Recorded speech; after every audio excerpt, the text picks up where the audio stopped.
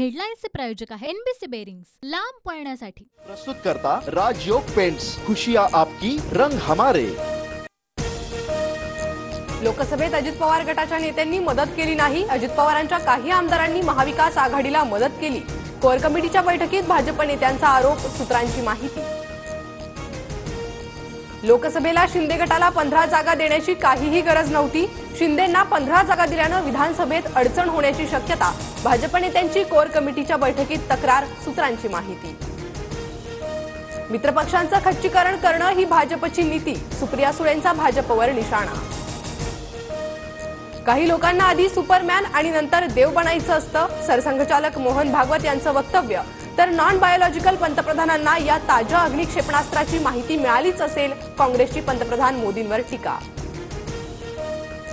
सुपरमॅनच्या पायाखालची बहुमताची सतरंजी कॉमन मॅननं खेचून घेतली। मोहन भागवतांच्या वक्तव्यावर भाजपनं चिंतन करावं, खासदार संजय राऊतांचा भाजपवर निशाणा। ऑक्टोबर आधी दिल्लीतलं सरकार बदलणार, तर राज्यात महाविकास आघाडीचं सरकार येणार, खासदार सुप्रिया सुळेंचा दावा। काँग्रेसच्या बैठकीला सुरुवात, विधानसभा निवडणुकीसाठी काँग्रेस 120 जागांची मागणी करण्याची शक्यता, तर काँग्रेसच्या फुटीर आमदारांवर आज कारवाई होण्याची शक्यता कमी। मुंबईत शिवसेना, विदर्भात काँग्रेस आणि पश्चिम महाराष्ट्रात शरद पवार गटाचा प्रभाव, त्याप्रमाणे विधानसभेचं जागा वाटप होईल, खासदार संजय राऊतांचं वक्तव्य। नागरिकांना उद्यापासून शिवकालीन वाघनखं पाहता येणार। साताऱ्यात आज शिवशस्त्र शौर्यगाथा प्रदर्शनाचं उद्घाटन होणार, मुख्यमंत्री उपमुख्यमंत्री उपस्थित राहणार। पूजा खेडकरला पुणे पोलिसांकडून दुसऱ्यांदा नोटीस। पूजा खेडकर उद्या पुणे पोलीस आयुक्त कार्यालयात हजर होणार, पुणे पोलीस आयुक्त अमितेश कुमार यांची माहिती। मराठा समाजाला तुमच्याकडून न्यायाची अपेक्षा आहे, नरेटिव्हची नाही, भाजप आमदार प्रसाद लाड यांचा मनोज जरांगेंवर निशाणा। शरद पवारांच्या नादी लागल्यामुळे मनोज जरांगे भरकटले, कपटी शक्तींपासून मनोज जरांगेंनी बाहेर पडावं, भाजप आमदार अमित साटम यांचं वक्तव्य।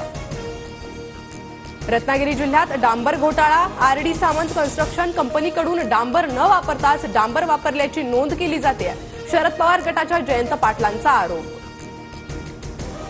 अहमदनगर जिल्ह्याच्या दौऱ्यावर असणाऱ्या शरद पवारांचं अकोल्यात जंगी स्वागत, शेतकरी मेळाव्याला शरद पवार उपस्थित राहणार।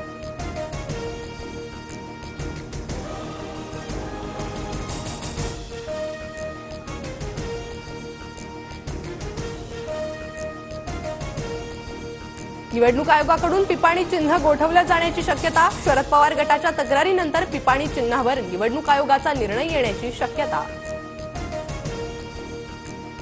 विश्वजित कदम भावी मुख्यमंत्री, खासदार विशाल पाटलांचं वक्तव्य। तर विशाल पाटील बोलले ते सोडून द्या, उगाच चर्चा नको, विश्वजित कदम यांची प्रतिक्रिया।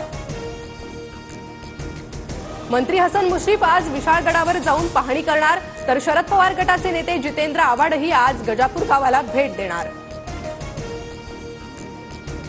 विशाळगडाच्या पायथ्याशी झालेल्या तोडफोड प्रकरणी MIM कडून आज राज्यभर निदर्शने, पोलिसांच्या सूचनेवरून इम्तियाज जलील यांचा कोल्हापूर दौरा रद्द, जलील संभाजीनगरमध्ये निदर्शन करणार।